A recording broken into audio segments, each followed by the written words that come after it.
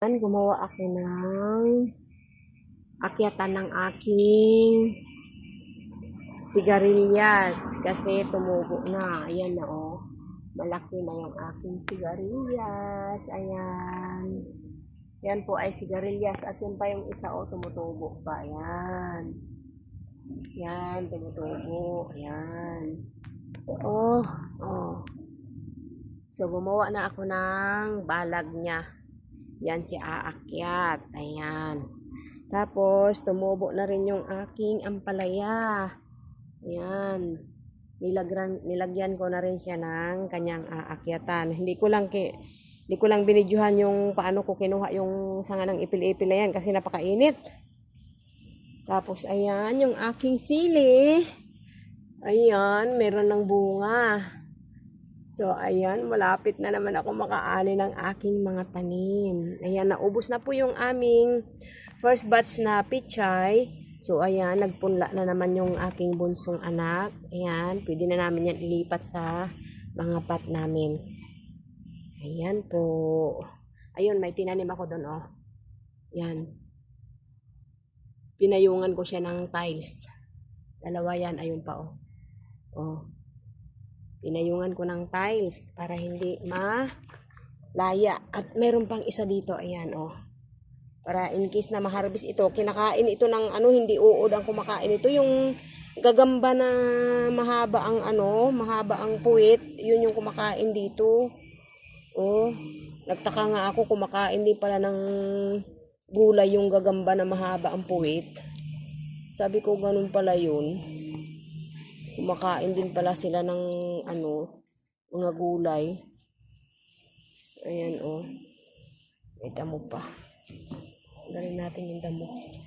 Kasi umaagaw yan ng So ayan, tinaniman ko siya ng isang pichay dyan para in case na anihin ko yan, di mayroon siyang kapalit.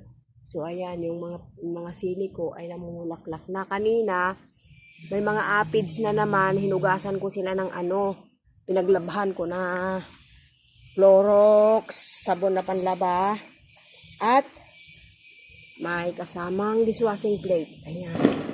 Ito yung aking malunggay na binigay ng aking hipag. Nagtanim ako ng bali 2 buto, nabuhay siya. Ayun oh, yung isa lang nabuhay doon. So, ayan, mayroon din ako dito. Ayan oh. Yan, yan, katuray. Sinadya kong itanim dyan para pag medyo tumaas na siya, magiging lilim. Yun yung gusto ko. So, ayan, may pichay akong purple. Yan ang aking mga sili. Hinugasan ko kanina. Oh, malinis na yung mga dahon nila. Nawala na yung mga aphids. Ayan oh. Hindi ko na pinakita kung paano ko hugasan.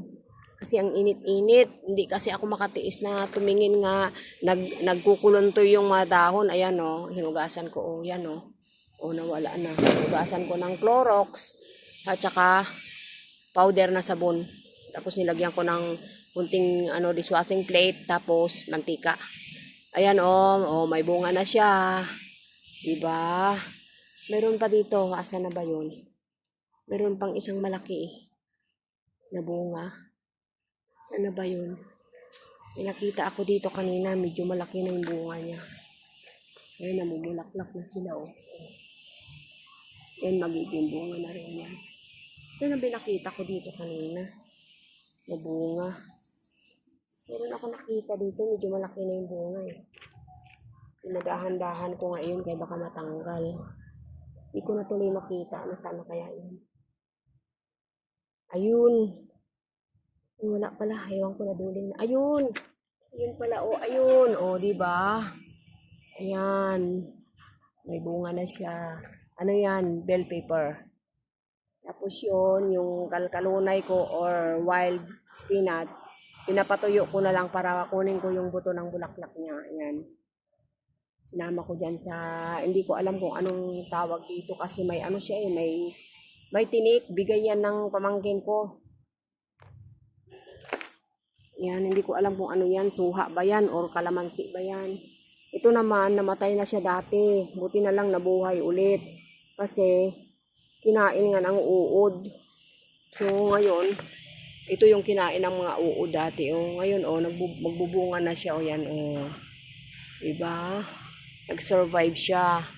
Tapos itong okra, yan, kalilipat ko lang yan. Hindi ko na tinanggal yung ano, yung lupa niya para hindi siya mamatay. I-ano ko na lang. Kasi plastic naman yung tinataniman. Yung ganito, oh. Ito, oh.